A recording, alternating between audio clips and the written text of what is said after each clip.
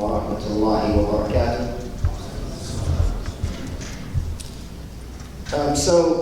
Jazakallah khairan for the invitation. Of course, it's a great pleasure of mine and an honor to be here with you, young brothers and sisters. May Allah subhanahu wa ta'ala shower each and every one of you with His mercy and blessings, full of virtue this evening as we take a moment to reflect, hopefully, and remember a couple of things. As was mentioned, I'm going to try and speak about the beauties of Islam. And in all reality, Islam is beautiful in all of its aspects and all of its details. But every once in a while to mention a couple of qualities of Islam as a reminder, of course, will be of great benefit, and also, bi'idhni ta'ala, will be from the means and modes of gaining faith or Iman and strengthening and fortifying it as well, which of course is on the minds of most of us. How do we strengthen our faith? How do we increase our faith? And so one of the ways that a person can strengthen their faith, of course, is to reflect upon the Quran. We just had a very nice recitation. If only it were longer to finish the rest of the chapter, Surah Al-Mulk. But what was recited was sufficient as a reminder, inshaAllah ta'ala.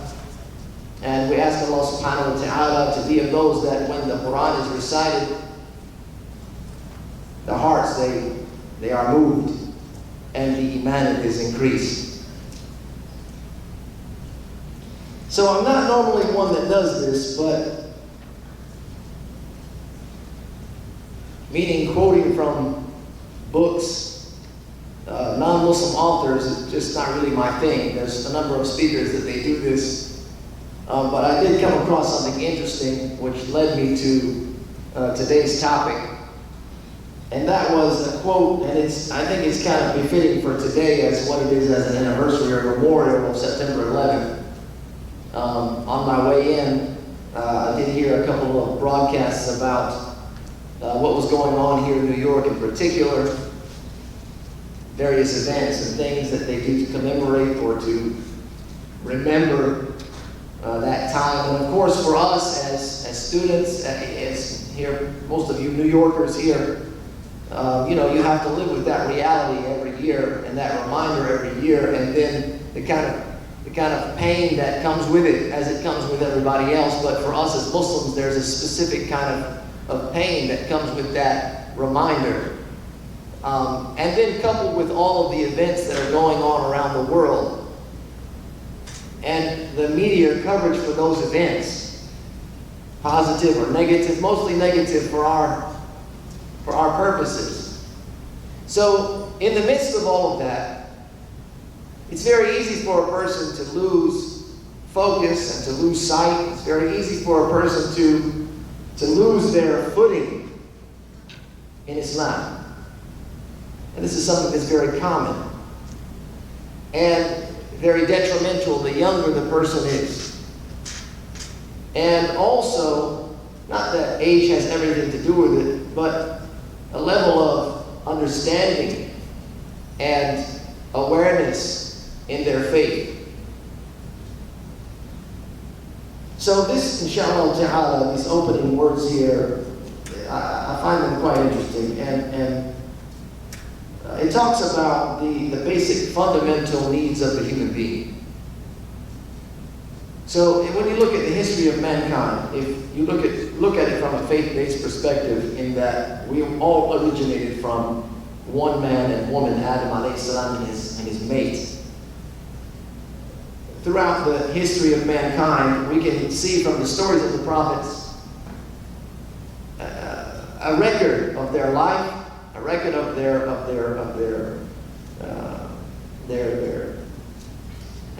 existence, how they were, and you can see that though there were some variations in the physical makeup of human beings in terms of height and longevity, the lifespan that they lived, those types of things, the basic essential needs of the human being has always kind of been the same. Essential needs of the human. And so this is something that, as mentioned here, that philosophers and psychologists and social scientists and these whole, the liberal arts guys, not you guys, you're all math and ones and zeros and fancy medical terms and stuff like that. But the liberal arts guys, they look into these kind of things and they've come to a kind of, or they've identified, I should say, they've identified a number of basic human needs, regardless of time or place, regardless of background or whatever. They've said that the human being, these basic needs, they include identity. This is perhaps one of the most important needs of the human, is identity. To know who you are. Self-actualization. To have a purpose behind your being. To know what direction you're going in. The next is love and family. As we understand, human beings are social creatures. Community follows that. And then security and structure. This is a very important point here. Coupled with these initial points here: identity, self-actualization, love, relationships, family, community. Then there's security and structure. So, the quote here, it says, basically, the summarization of it is that when any of these ingredients or these items are left unmet, meaning the basic needs of the human are left unmet, then a sense of discontentment and restlessness begins to develop. Begins to develop in the human being. So we're talking about everybody right now, not just Muslim or non-Muslim, but all of us as children of Adam alayhi salam. He says violence and misconduct manifest themselves. When these things become neglected or unmet, then a type of disorderly conduct begins to ensue. This was a book, believe it or not, written in 1979 called Deviance, Terrorism, and War. John Burton was the author, just in case. I don't think it would be of any great benefit to go read that unless you're a social scientist of some sort, but I found the quote to be interesting because we're living in times where this is across the board. These basic needs sometimes aren't being met. Identity at the top of the list. And when we talk about identity as human beings and self-actualization or purpose, let alone the Muslim communities, we can see where many people have a feeling of discontentment, restlessness. They don't know who they are, what they're doing, what they value, what they should be doing, where they're going, the direction of their life. And this is where one of the perhaps greatest beauties of Islam lies, is that it provides a sense of self, provides a sense of identity. And it's very commonly quoted here in this topic. وَمَا خَلَقْتُ الْجِنَّ وَالْإِنسَ إِلَّا لِيَعْبُدُونَ. Allah subhanahu wa ta'ala said in Surah Al-Dariyat that we did not create jinn or mankind except for worship. So this, for a person of faith such as yourself, provides a very clear guide to who you are. It gives you a clear understanding as to your identity. The Prophet ﷺ was commanded in the Quran, قُلْ إِنَّ الصَّلَاةِ وَنُسُكِي وَمَحْيَايَ وَمَمَاتِي لِلَّهِ رَبِّ الْعَالَمِينَ لَا شَرِيكَ لَهُ. Say that my prayer, my sacrifice, my living and my dying is for Allah alone, who has no partner. That a life that is lived with purpose and identity, the purpose and identity that Allah subhanahu wa ta'ala has created us for, which is a life of worship and obedience, a life of gratitude to Him Azza wa Jal, to conform our lives, our manners, to that which is pleasing to Allah subhanahu wa ta'ala, provides us with a sense of identity, self-actualization, and purpose. Some of us know this firsthand. Some of us here in this room, we know this. If not all of us have at least tasted this at some point or another. You're sitting here in this setting. Personally, before, when I was in university in North Carolina, before I accepted Islam, this was a point of my life, or a point in my life, where I realized that this was a basic need of mine. To have purpose, to have identity. Where am I going and what am I doing? What's the end result of all of this? Not that there was a lot of effort put into anything at that point, at 18, 19 years old, in comparison to a full life of 60 or 70. But the thought was there, what will happen after 50 or 60 years? And what will I have done all of this that I have done? What reason will I have done it for? And a lot of people, believe it or not, and you know many of them, if you are not suffering from this yourself, you know many people in this situation where they're just kind of going through the motions. They're just kind of living their life day by day without any real direction. They're just doing what they're expected to do by society, by parents, by friends, by culture, by norms, whatever it may be, but there's no real identity behind it.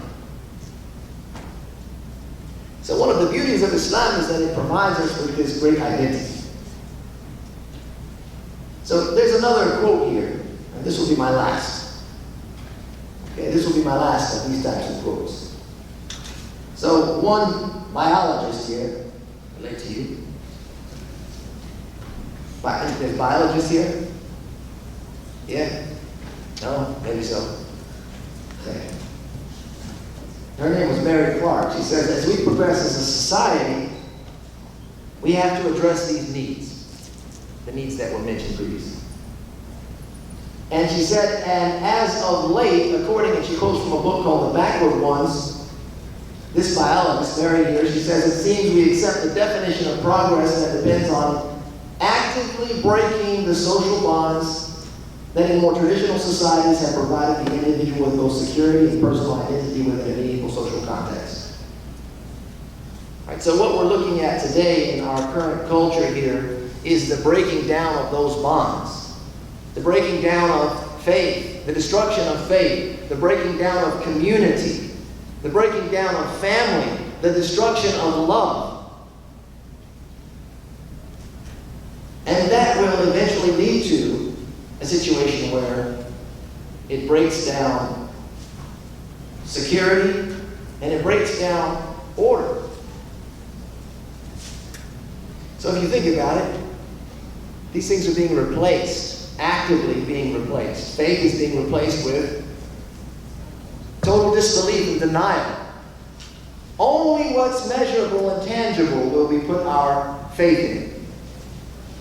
Only what we can touch and feel and measure. And people today talk about disbelief in the unseen in such a way, in such a very confident way, which makes a person of faith seem like they are backward. Science. We believe in science. That's what we can measure. You good? You good over here? Yeah. Okay. So faith has been replaced. So when you have, this is the thing here, is that the identity that Islam gives you, this is the beauty of Islam, is that it's an identity which is divinely inspired, divinely guided.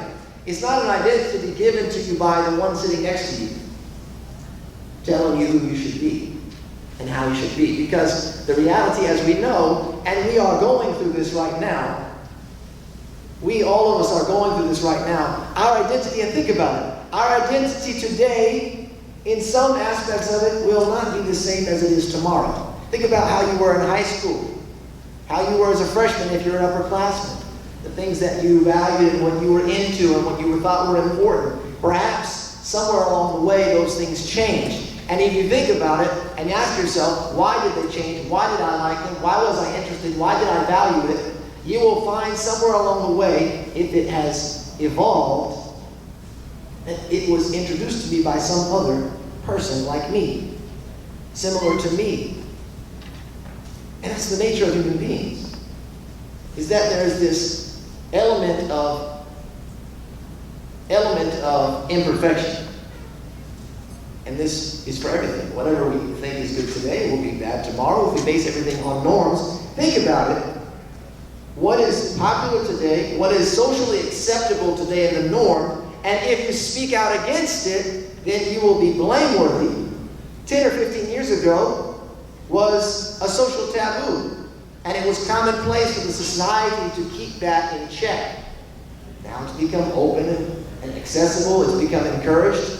Laws have been written to support it, and you can put a number of things in that place. Not just one in particular, but a number of social issues you can put in that place. So this is a constantly changing identity, which leads to confusion. Leads to confusion, leads to a sense of unsettledness. When you look at this identity of Islam, of a Muslim, a person of faith, you can see from the beginning to the end, from the moment of your birth to the moment of your death, it's a life of servitude. And worship your Lord until certainty comes to you. Till certainty comes to you. Worship Allah Azza wa Jal. Live a life, as was mentioned in the previous ayah. My living, my prayer, my sacrifice, my living, my dying is for Allah, the Lord of the world, without partner. Here, you are to live this life from the beginning until the end. It says in this hadith, and this ayah, until certainty comes to you, حَتَّى يَأْتِيَكَ الْيَقِينَ. Certainty in the ayah is not what we think like, I'm certain, I'm sure. What yaqeen is meant to be the only certain thing in your life, which is your death. The only certain thing about you right now is that you're going to die. And so you will live this life, a consistent life, a consistent identity and self-actualization and purpose until you meet Allah subhanahu wa ta'ala. This is steady. This provides comfort and fulfillment. This provides enrichment to the life.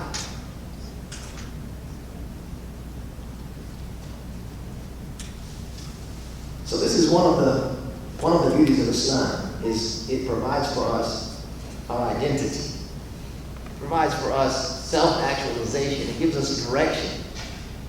A divinely inspired and guided direction. You can't go wrong with that. You can't err with that. And this is the thing, I want you to think about this. Allah subhanahu wa ta'ala, the creator of the heavens and the earth and all that is within it, we as human beings, believers or non-believers, people that acknowledge a religion or not, but do see there is a creator, or even if we don't, for example, for sake of argument, we do acknowledge things around us, in our environment. Things have a purpose. Things have a design. They have been measured. Right? You can look in Surah Al-A'la, and you can find in the first couple of verses, Allah subhanahu wa ta'ala talks about this very thing. That Allah subhanahu wa ta'ala says, "Isma rabbika al-a'la, alladhi khalaqa fasawwa, walladhi qaddara." What? I had that. Good, you're awake. Good. So here, you know the meaning of this, of course, to glorify your Lord the Most High, the one who created. الَّذِي خَلَقَ. He created, and what's next? Sawwa. What's that mean? He fashioned. And then, الَّذِي قَدَّرَ. What's قَدَّرَ? He proportioned, or he measured, right? So he created, he fashioned in proportion. What does that mean? You guys are into this kind of thing. It's measurement, it's accuracy, it's precision, and then fahada, and then guide. Set off in a path, put off into motion. So when you think about the very basics of Allah subhanahu wa ta'ala's creation, and this is another one of the means by which a person can gain faith and increase their Iman, is to reflect over the ayat of Allah, is to contemplate His signs, the ayat al-kawniyah, the creation. So when you look at things, you see that they're very particular, they're very precise in measurement, they have a particular usage for them, they've been made for something. And we do the same thing as human beings. We act the same way. Right? You have an iPad, is that iPad? Yeah. iPad, the new one? Retina? The first one. First one. Okay. Miskeen. It's all right, brother. Most of the masakeen, they'll be in Al-Jannah. Ask Allah subhanahu wa ta'ala to bless us with Al-Jannah, I mean. So, the iPad, for example, or a device, we don't want to endorse any particular products. Any particular, let's say this device, this tablet here. When you get a tablet, you go out and you've been thinking about it, and you've done your research, and you've watched the videos and the reviews, and you're waiting for the sale, and you go get it. You go get the tablet. What do you do with it? What do you do with it? I saw this one video one time, it was very funny. So, the daughter, she buys her father a tablet. And they're in the kitchen together, cooking dinner. And she's at the sink, washing up. And he's over at the oven, in the cooking area, preparing the food. And she's going, how do you like your gift? And he's got his tablet in his hand, and he put a tomato, and he starts chopping up the tomato on top of the tablet. He's chopping it up like, oh, it's great. It's a great gift. Thank you, I needed one of these. And then he comes over to the sink after he removes the tomato, and he has the knife, and so he tips it up over the sink while she's there, and he starts to scrape off the excess tomato juice. And she's just like, wow, what happened there? Identify misusage of a product designed for a specific purpose. And it wasn't designed to cut up the tomato with a cucumber. It wasn't designed as a frisbee or anything else, a tray that you can serve the kahwa and the dates on, you know. You don't give your, no, it was designed for a specific purpose. And when you see someone using it for the purpose which it was, a purpose other than what it was designed for, then what do you think? Like this old man, you think, what? That's crazy. It's Khalid, right? This guy's backwards. He's lost. Anything else and everything else, it goes that way. And when you take the thing and use it for the design or the purpose which it was designed, it's most in harmony with itself and with its environment when it's used for that reason. The same thing goes for us as human beings. The same thing goes for us as human beings, as people.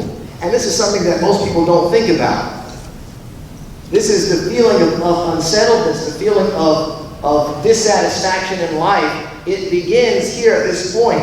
When you are using yourself or you are utilizing yourself, you are directing yourself in a way in which you are not designed to be. When you are not designed to be that way, then you will not be in harmony with yourself, and you will not be in harmony with your surroundings and your society. So if you have misidentified yourself, or you are unsure as to your identity, that you are a servant of Allah Azza wa Jal, you are to live a life of submission and gratitude, to hear and to obey, to live a life of worship. If you're not doing that, then you're not living in harmony as Allah subhanahu wa ta'ala has created you. He's created you. This is the fitrah of Allah. This is how He created everything, with a natural disposition and inclination towards. It's like going against the grain.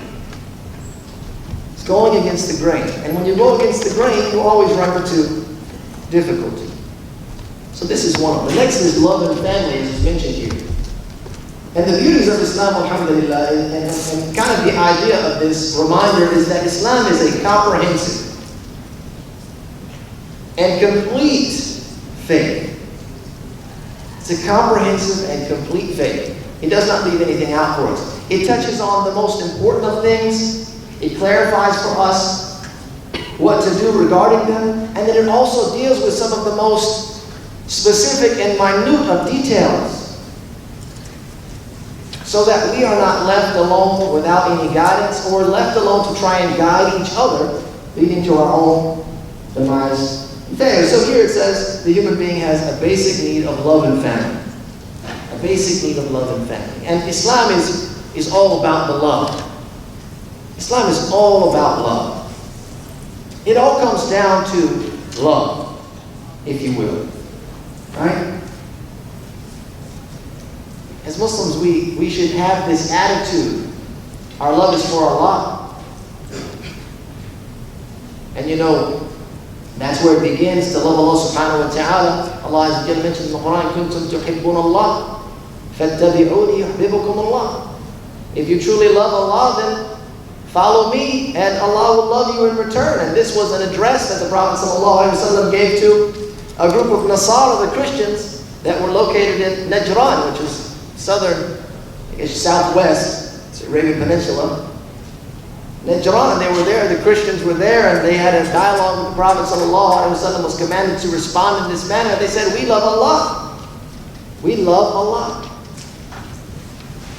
So as a test to that love, a testament to their love, they were to follow the Prophet ﷺ, and by doing that, they would receive Allah's love. And so this is one of the reasons why the Muslim is so eager to follow the sunnah of the Prophet ﷺ. Not just to be arbitrarily doing it, or habitually doing it, but doing it in hopes that you will gain Allah's love.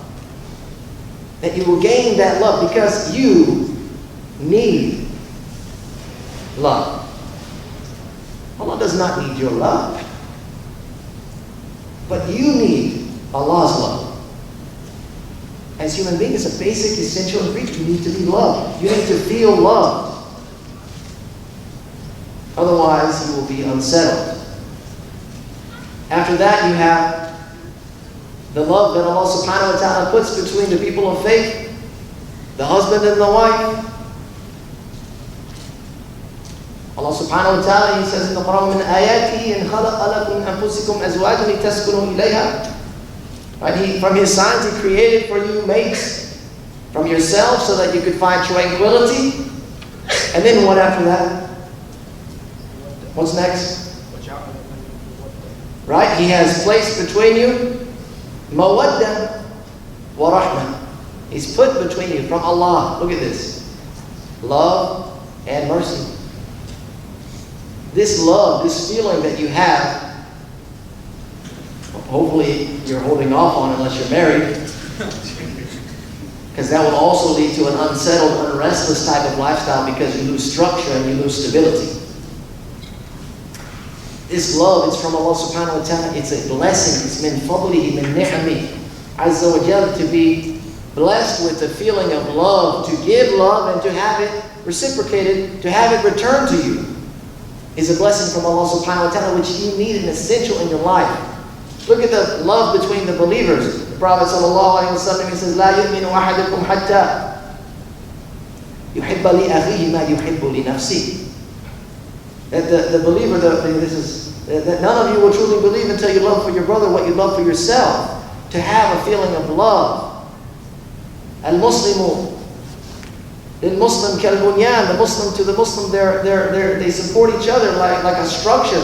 Al-Muslimu akhul Muslim. The Muslim is the brother of the Muslim. There's a brotherly love, a bond, a sisterly love and bond that exists between us.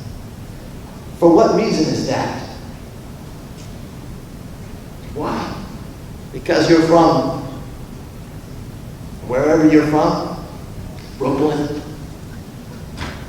Queens, Jersey, or if you identify with your roots from the Yemen, the Sudan, wherever, political thing. There's a lot of things people come together on, a favorite team, a favorite sport, and they develop relationships together like that. Those are all fleeting things. They're all fleeting. But it's Allah subhanahu wa ta'ala that brings the hearts together, unites the hearts together. Allah Azza wa Jalla mentioned in the Quran that He has united the hearts.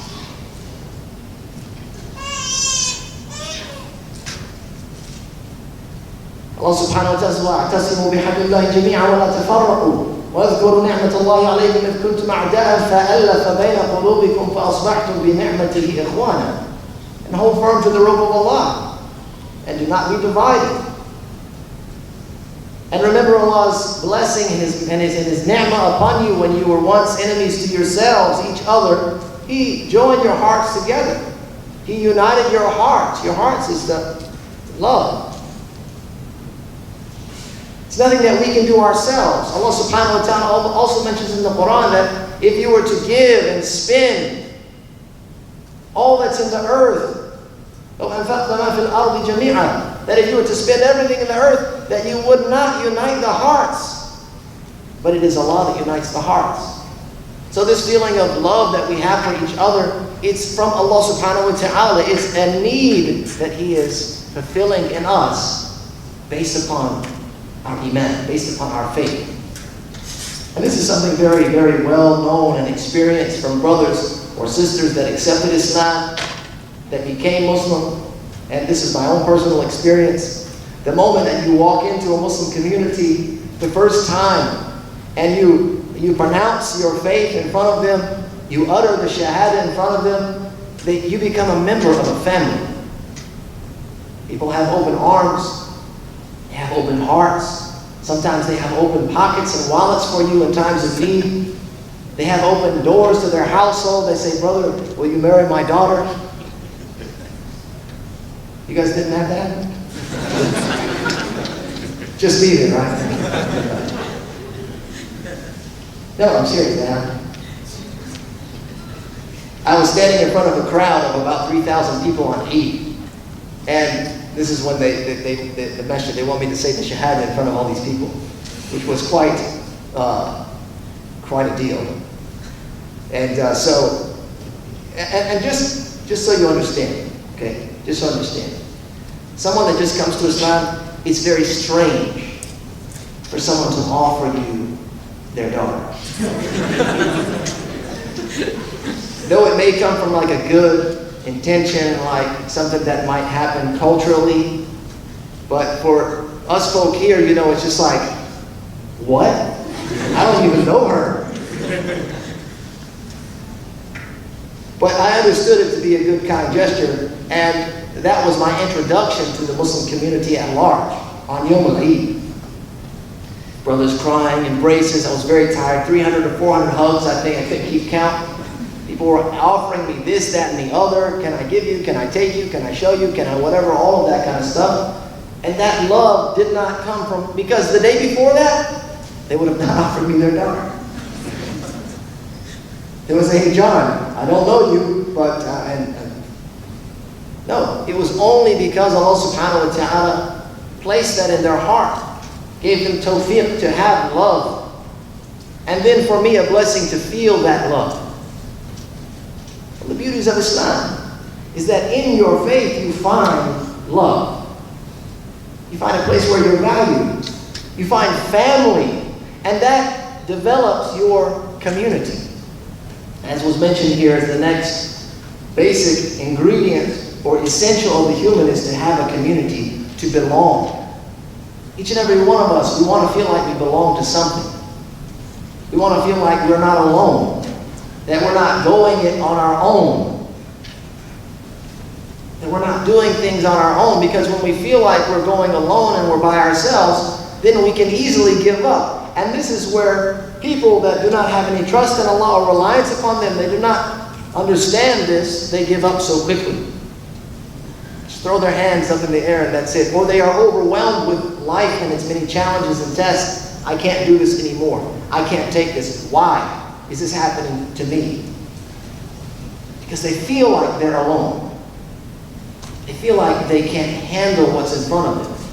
Community is there for support. A sense of belonging. A sense of greaterness than the self. You find this in Islam, community. Listen to this in the Quran. Allah subhanahu wa ta'ala addresses the people of faith 80 sometimes. 80 sometimes in the Quran, Allah addresses the people of faith. Not once does He address us individually. But it's all communally. It's all plural. Ya ayyuha alladhina amanu. Oh, you who have believed, plural. Not once. It's not about the individual, but it's about community. Islam is a community faith. It's a faith of community. Right? Look at the worship, the acts of worship that we perform. Salatul Jama'ah being the first and foremost of them. That you come together to pray in congregation. And the reward of that is much greater. The encouragement is much stronger for you to do that. Because there's a number of great benefits from that. One of those is community. It's to be a part of a community, to come together, to get to know one another, to see if you need, if you can help, if you can offer, you can provide. You can belong, you can support, you can defend, and you can help. Community comes from faith. And it's an ever-going, ongoing, stable, steady thing. Not you belong to one community today, the next community tomorrow, another community after that. This one's because I'm Democrat, this one's because I'm Republican, this one's because I'm undecided, this one's because I'm, I don't know, whatever million things that you could think of. But something stable and steady and something divinely inspired. You can't go wrong with that. The other things you'll find fault and you'll find error, find mistake in, but this is something that you cannot go wrong with. The last one here, we'll conclude with this, was security instruction. Security instruction. Islam is a faith, as I said, a complete and comprehensive, holistic way of living. It's not a separation of religious and all things else, but it has dealt with the aspects of structure and security and governance so that we can live in the guidelines of our faith in a day-to-day manner. Some of us, we were having a discussion before about finance, Islamic finance, talking about loans and business and trade and transaction. And the challenges that, especially as students, we face, as young professionals and as growing families, we're going to face challenges. How do I pay for my education? How do I start a family? How can I afford a home? These types of things, where we're living in a society where the structure and the governance is not one under the umbrella of Islam. So we're having to try and force fit something which will never go. So structure and governance, security, all of it gives us a sense of, when it comes from the fundamentals and the foundations of our faith, it provides us certain securities in our identity that we don't feel compromised. We don't feel compromised. And this is real talk here. Real talk is that some of us, we went and took student loans. Right? Our education is being funded on student loans. And there's always an interest rate with those loans. And so we will feel compromised, or we should feel. If there's any life left in the heart, there should be a feeling of conflict every moment of every day when you remember those loans, that you owe this money. There's a feeling of conflict. Man, I'm trying to do the halal thing, but I'm on a day in and day out basis with this interest, and I know that Allah has prohibited interest and anything else along those lines. There's a feeling of conflict. But when structure is in place, we're able to do things and to live life without living in that conflict. And Islam provides that for us. Islam is there to provide us with that structure. As opposed to living a segregated life of religion on one day and the rest on the other, which is impossible for the Muslim to do, unless you kill something inside. Unless you kill a little something inside your heart, a little piece of your heart has to die in order to continuously sin like that. Provide something for us. And this is from the beauties of Islam. That you can live in harmony. That you can live a harmonious life. A peaceful and tranquil life can be obtained. Of course, nothing is perfect. It's not to be expected as such. But the overall picture will be one of harmony and peace.